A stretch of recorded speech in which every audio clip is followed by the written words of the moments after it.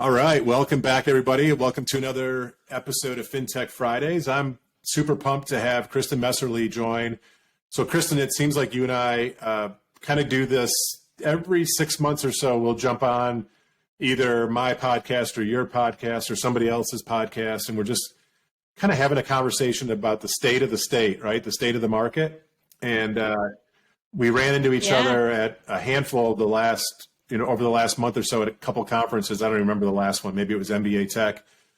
I think we agreed we would jump back on and kind of talk about the market a little bit, and specifically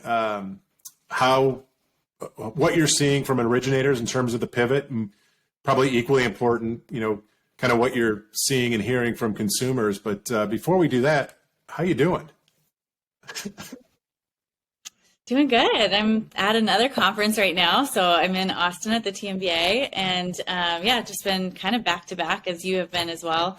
But I think it is a really interesting time to talk about this kind of thing. And as we talked about before, just the shift towards a purchase market makes all the stuff that you and I talk about all the time really relevant and important for us to continue that conversation. I think the last time we were on a podcast together, and I don't know if it was this one or yours or somebody else's that we were on together, the market was completely different. It was still chaos. Refinances were falling out of the sky.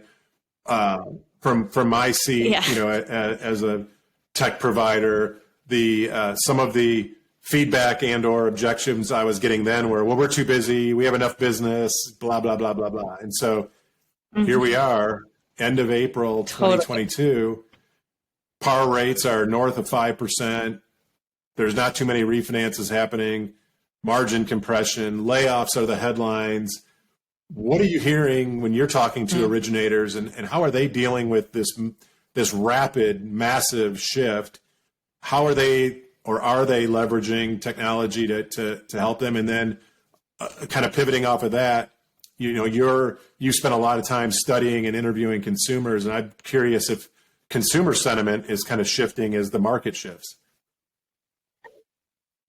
Yeah, well, I think it's really interesting and exciting that lenders have really started to focus a lot on their tech stack and adopting new technology.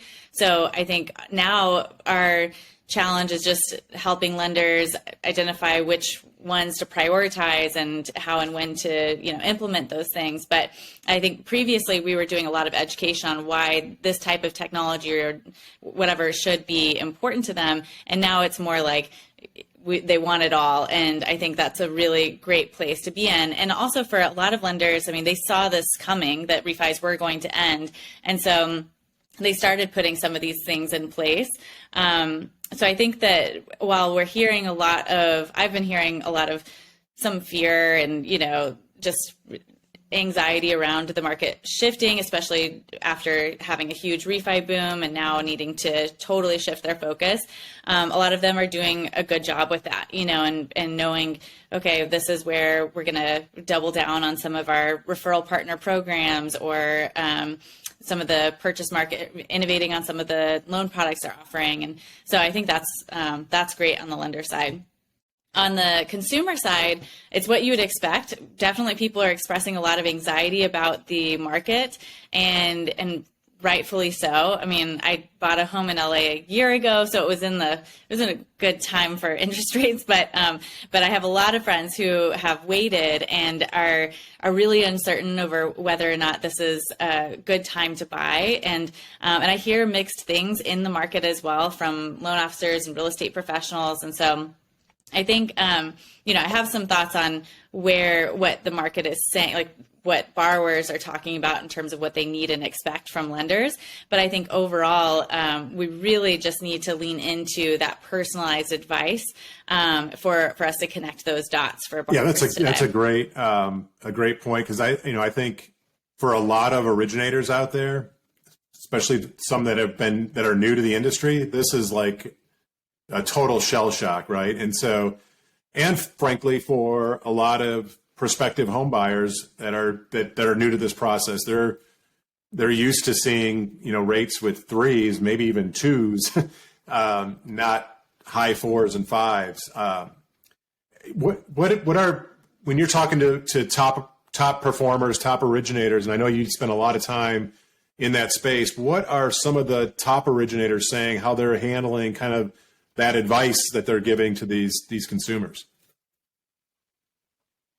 Well, first of all, I'm really excited that we are announcing, we skipped a year in this program, but have now relaunched our top performers program. So this week we've announced our top 10 performers across the entire company and user base. And so I've been interviewing a bunch of them. And so far I've interviewed about 5 of the 10. I'm going to continue through that. But it's been really cool to hear, very inspiring for me because, and I think it would be inspiring to you too, just the kinds of things that they're talking about that they say this is, I ask them, how do you get to the top? How do you, what are your strategies around customer experience? And all of them talk about responsiveness and communication. Almost all of them have talked, I think all of them have talked about humanizing the process, and being a guide or advisor or personalizing advice or some level of transparency. So, that's obviously very near and dear to both of our hearts, and it's been great to hear that from them. There's one originator who I'm pretty close with, who's a very, very top performer in all markets. He has one piece of advice: answer your phone.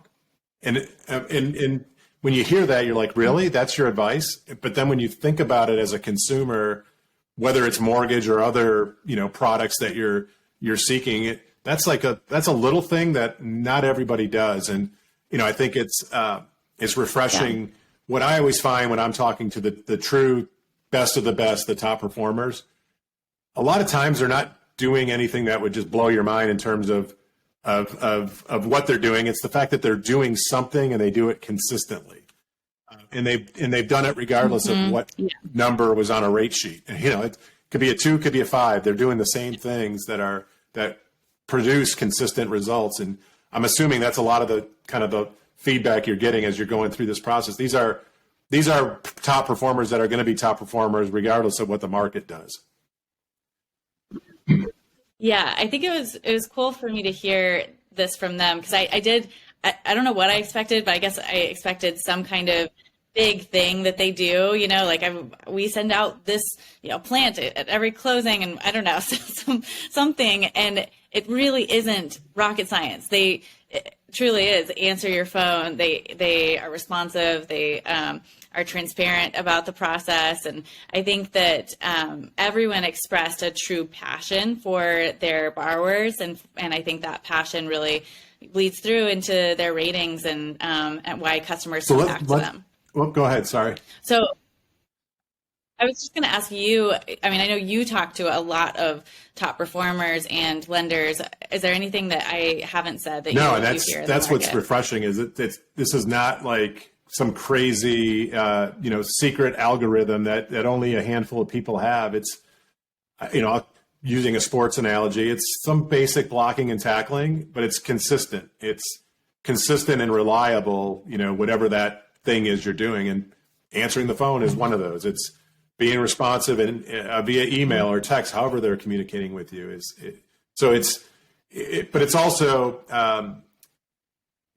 also being purposeful in where you source business. And so one of the things that I've been doing this a long time, 31 years in mortgage banking. So I've seen all the different cycles, and what the best purchase performing loan officers, they don't bail on purchases when it's a refinance boom, right? They stay focused on kind of their referral sources, their partners, and still that's their bread and butter.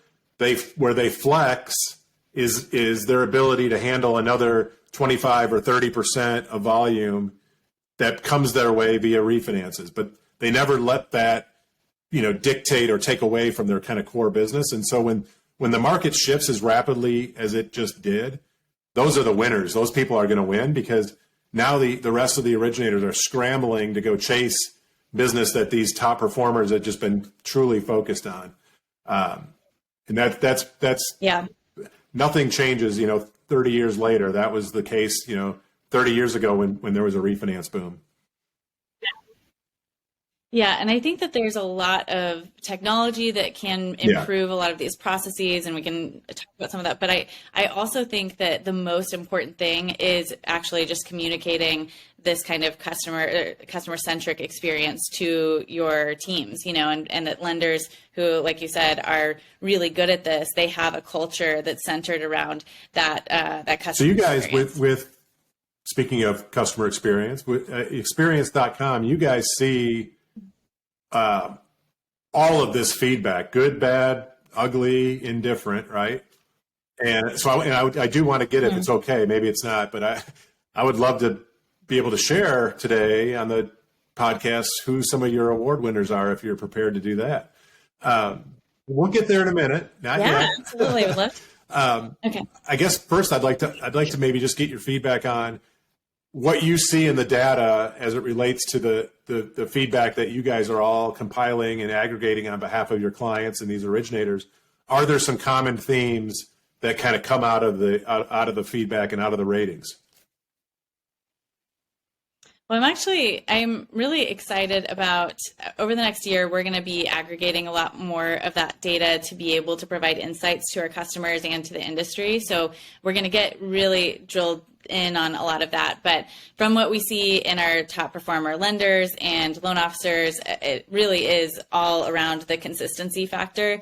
I think a lot of people talk about document upload, that whole situation being difficult in the negative ones, and that's another area that's very easy to fix with technology. But one area that I have been really excited about in working with experience.com over the last year has been in our shift towards not just asking at post-close for their feedback.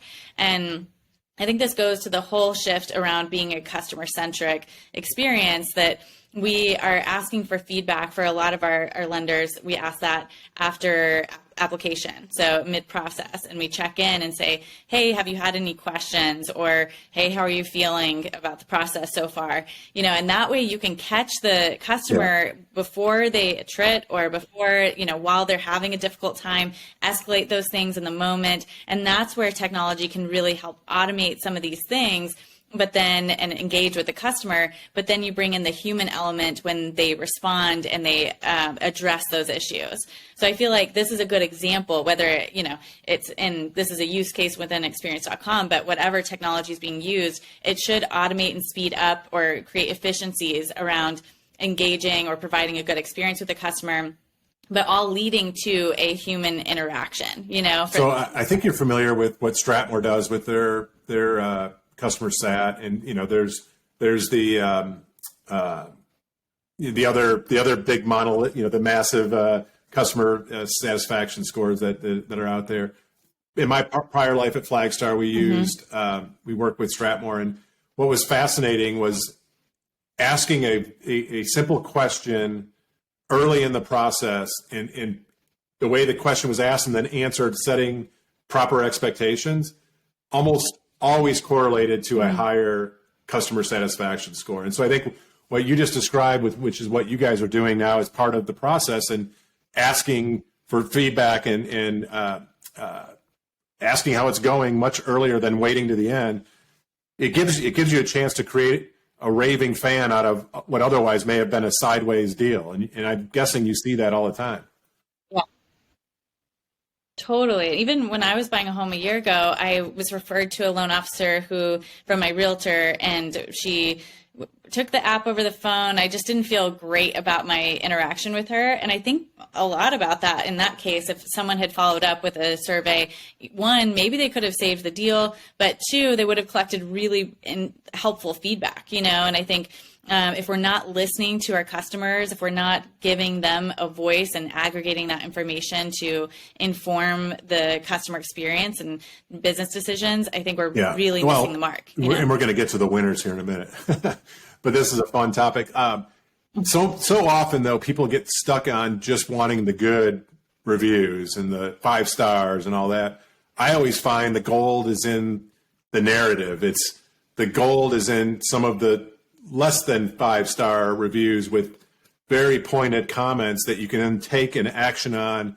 Maybe not maybe you're not going to turn that particular deal around, but if you can address a hole or a gap in your process by learning from that verbatim feedback, that to me is just golden feedback.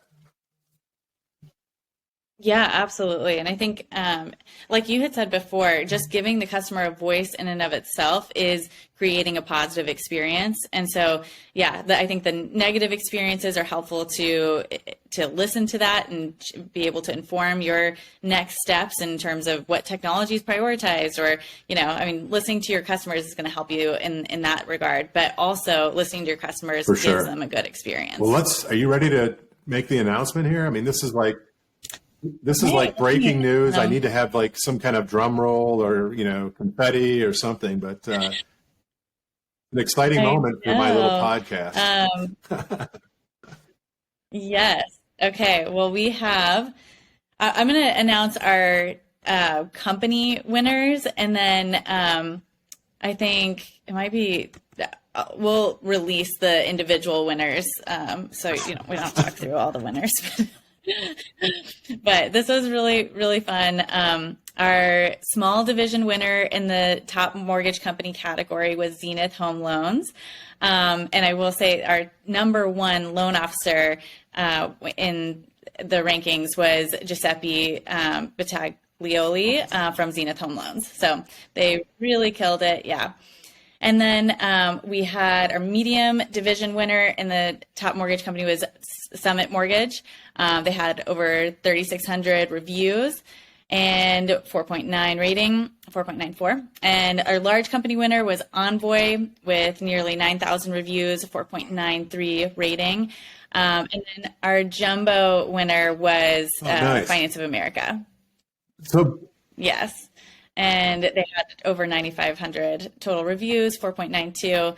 And I'm interviewing most of these companies, and we'll be releasing those on social media if I haven't already at the time of this release.